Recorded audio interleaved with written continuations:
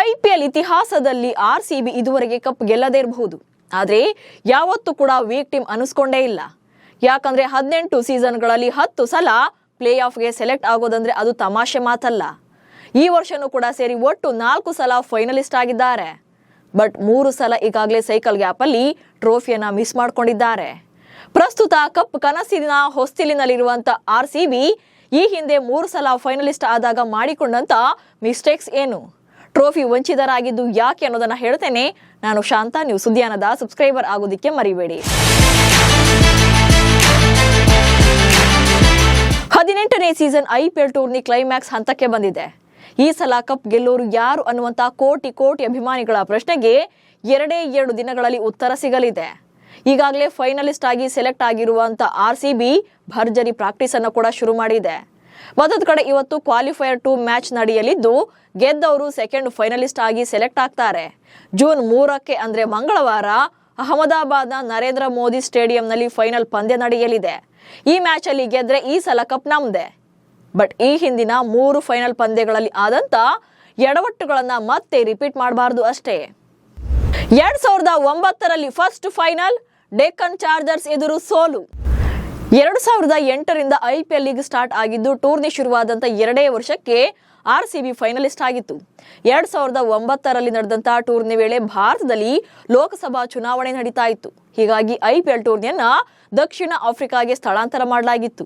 ಅನಿಲ್ ಕುಂಬ್ಳೆ ನಾಯಕತ್ವದಲ್ಲಿ ಆರ್ಸಿಬಿ ಮೊದಲ ಬಾರಿಗೆ ಫೈನಲ್ ತಲುಪಿತ್ತು. 2009ರ ಮೇ 24ರಂದು ಜೋಹಾನ್ಸ್ಬರ್ಗ್ನಲ್ಲಿ ಫೈನಲ್ ಪಂದ್ಯ ಆಯೋಜನೆ ಮಾಡಲಾಗಿತ್ತು. ಆರ್ಸಿಬಿ ತಂಡ ಆಡಮ್ ಗಿಲ್ಕ್ರಿಸ್ಟ್ ನೇತೃತ್ವದ ಡೆಕ್ಕನ್ ಚಾರ್ಜರ್ಸ್ ತಂಡವನ್ನು ಎದುರಿಸಿತ್ತು. ಆಡಮ್ ಗಿಲ್ಕ್ರಿಸ್ಟ್ ಡಿಸಿ ತಂಡದ ನಾಯಕನಾಗಿದ್ರು. ಮೊದಲು ಬ್ಯಾಟಿಂಗ್ ಮಾಡಿದಂತ ಡಿಸಿ ತಂಡ 6 ವಿಕೆಟ್ ಅಷ್ಟಕ್ಕೆ 143 ರನ್ಗಳನ್ನ ಕಲೆ ಹಾಕಿತ್ತು. ಹರ್ಷಲ್ ಗಿಬ್ಸ್ 53 ರನ್ ಹಾಗೆ ಆಂಡ್ರೂ ಸೈಮೆಂಟ್ಸ್ 33 ರನ್ ಅನ್ನು ಗಳಿಸಿದ್ರು. 144 ರನ್ಗಳ ಗುರಿಯನ್ನ ಬೆನ್ನಟ್ಟಿದಂತ ಆರ್ಸಿಬಿಗೆ ಪ್ರಗ್ಯಾನ್ ಓಜಾ ಬೌಲಿಂಗ್ ದಾಳಿಗೆ ಶರಣಾಗಿದ್ರು. 28 ರನ್ ನೀಡಿ 3 ವಿಕೆಟ್ ಪಡೆದಿದ್ದ ಪ್ರಗ್ಯಾನ್ ಆರ್ಸಿಬಿಯ ಟ್ರೋಫಿ ಕನಸಿಗೆ ಕೊಳ್ಳಿ ಇಟ್ಟಿದ್ರು. ಪರಿಣಾಮ ನಿಗದಿತ 20 ಓವರ್ಗಳಲ್ಲಿ ಆರ್ಸಿಬಿ 9 ವಿಕೆಟ್ ನಷ್ಟಕ್ಕೆ ಕೇವಲ 137 ರನ್ ಮಾತ್ರ ಗಳಿಸಿ 6 ರನ್ಗಳಿಂದ ಸೋಲ್ಬೇಕಾಯಿತು. 2011ರಲ್ಲಿ ಸಿಎಸ್ಕೆ ವಿರುದ್ಧ ಸೋಲು ಕಂಡಿದ್ದ ಬೆಂಗಳೂರು. ಇದಾದ 2 ವರ್ಷ ಅಂದ್ರೆ 2011ರಲ್ಲಿ ಮತ್ತೆ ಆರ್ಸಿಬಿ ಟೀಮ್ ಫೈನಲ್ ಅನ್ನ ಪ್ರವೇಶ ಪಡೆದಿತ್ತು. ಡೇನಿಯಲ್ ವೆಟ್ಟೋರಿ ನಾಯಕತ್ವದಲ್ಲಿ ಆರ್ಸಿಬಿ 2ನೇ ಬಾರಿಗೆ ಫೈನಲ್ ತಲುಪಿತ್ತು. ಫೈನಲ್ ಪಂದ್ಯದಲ್ಲಿ ಸಿಎಸ್ಕೆ ತಂಡ ಎದುರಾಗಿತ್ತು. ಈ ವೇಳೆ ಚೆನ್ನೈ ಮೊದಲು ಬ್ಯಾಟಿಂಗ್ ಮಾಡಿ 5 ವಿಕೆಟ್ ನಷ್ಟಕ್ಕೆ 205 ರನ್ಗಳನ್ನ ಕಲೆ ಹಾಕಿತ್ತು. ಚೆನ್ನೈ ಪರ ಮುರಳಿ ವಿಜಯ್ 95 ರನ್ ಬಾರಿಸಿದ್ರೆ ಮೈಕಲ್ ಹಸ್ಸಿ 63 ರನ್ ಗಳಿಸಿ ಮಿಂಚಿದ್ರು. ಸೊ ಹೀಗಾಗಿ 206 ರನ್ಗಳ ಟಾರ್ಗೆಟ್ ಅನ್ನ ಬೆನ್ನತ್ತಿದಂತ ಆರ್ಸಿಬಿ ಪರ ಆವತ್ತು ಬಿಗ್ ಹಿಟ್ಟರ್ಸೇ ಕೈ ಕೊಟ್ಟಿದ್ರು. ಓಪನರ್ ಆಗಿ ಆಡಿದಂತ ಮಯಾಂಕ್ ಅಗರ್ವಾಲ್ ಕೇವಲ 10 ರನ್ಗಳಿಗೆ ಔಟ್ ಆಗಿದ್ರು. Chris Gayle 0, Virat Kohli 35 run, ABD 18, captain Vettori duck out ಆಗಿದ್ರು. ಅವತ್ತು ಆರ್ಸಿಬಿ ಪರ ಹೆಚ್ಚು ರನ್ ಗಳಿಸಿದ್ದೆ ಸೌರಭ್ ತಿವಾರಿ, ಅದು ಕೂಡ 42 ರನ್. ಅಂತಿಮವಾಗಿ 8 ವಿಕೆಟ್ ನಷ್ಟಕ್ಕೆ 147 ರನ್ ಗಳಿಸಿ ಬರೋಬ್ಬರಿ 58 ರನ್ಗಳಿಂದ ಸೋಲೊಪ್ಪಿಕೊಂಡಿತ್ತು. 2016ರಲ್ಲೂ ಸ್ವಲ್ಪದರಲ್ಲೇ ಟ್ರೋಫಿ ಕಳ್ಕೊಂಡ ಆರ್ಸಿಬಿ. ಇನ್ನು ಆರ್ಸಿಬಿ ಕಡೆಯ ಬಾರಿ ಫೈನಲ್ ತಲುಪಿದ್ದು 2016ರಲ್ಲಿ.